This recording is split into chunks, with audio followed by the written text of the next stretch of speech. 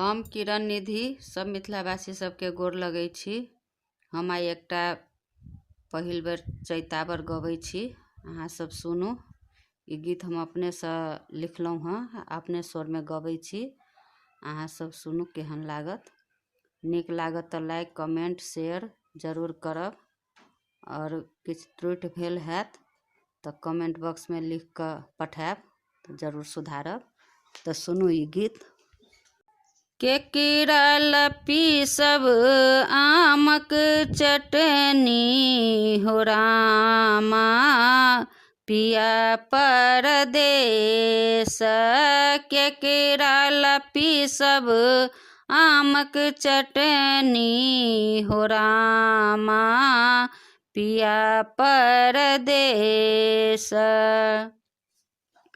पिया परदेस बालम परदेस, पिया परदेस बालम परदेस। केकरा लपी सब आमक चटनी हो रामा, पिया परदेस। भोरे भोरे आमक डाली पर कोयल बोले, भोरे भोरे आमक डाली पर कोयल बोले। कोयली के बोली सुनहिया साले हो रामा, केकरा लपी सब कोयली के बोली सुनहिया साले हो रामा। केकरा लपी सब, केकरा लपी सब आमक चटनी हो रामा, पिया परदेस।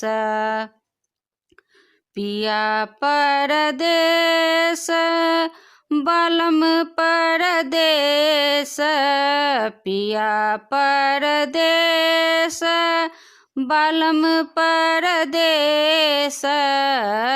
केकरा लपी सब आमक चटनी हो रामा, पिया परदेस।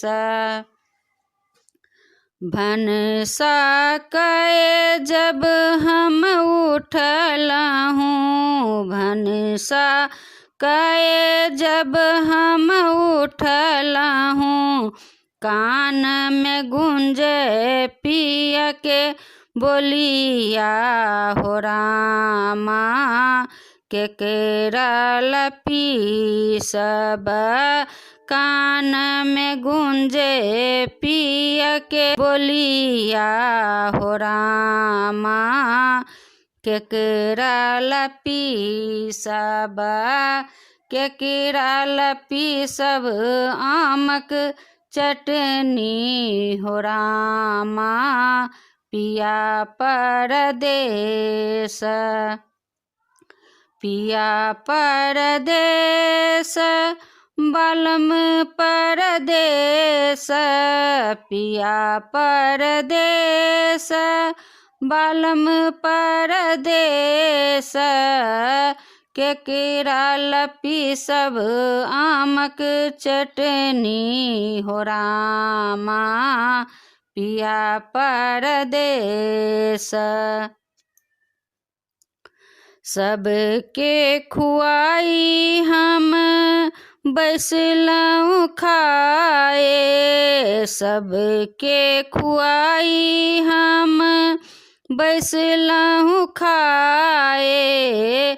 आँखी से झहर लोर हो रामा, केकरा लपी सब आँखी से झहर लोर हो रामा।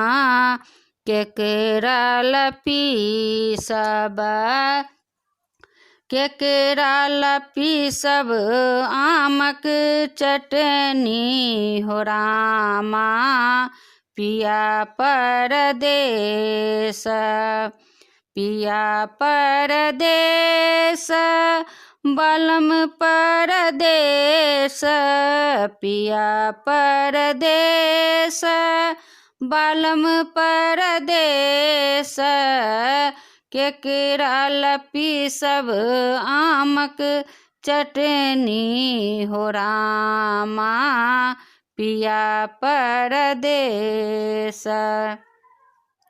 समझै बुझाई हम मन के राखल समझै बुझाई हम मन के राखल चैत में आयल पिया हो रामा हलसी चटनी पीसब चैत में आयल पिया हो रामा हलसी चटनी पीसब चैत में आयल पिया हो रामा हलसी चटनी पीसब पियाल पीसब आमक चटनी हो रामा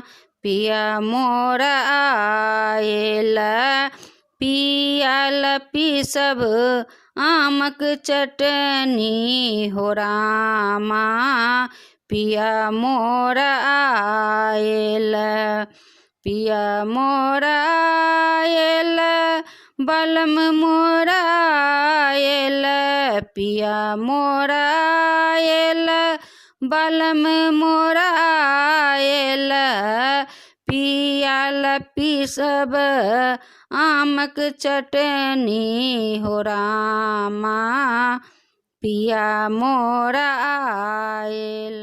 धन्यवाद।